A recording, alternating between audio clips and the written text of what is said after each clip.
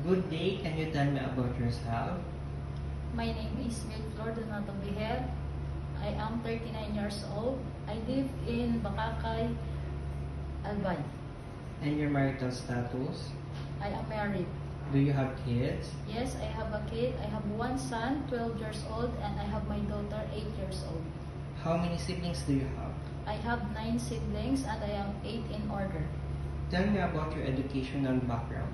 I am college graduate. I am taking the course of Bachelor in Science in Hotel and Restaurant Management. Do you have work experience abroad? Yes, I have a work experience in abroad in Hong Kong.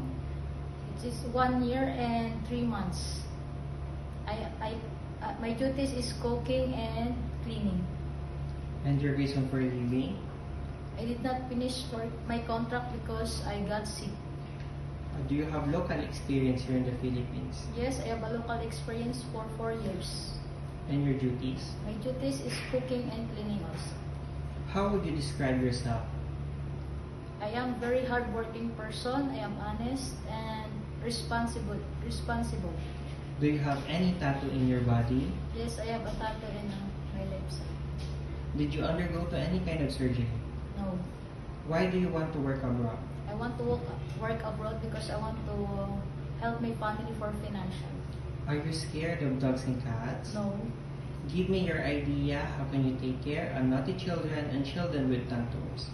I will take care of them by, I will talk to them, calm down, and I will play with them. Lastly, what is your message to your future employer?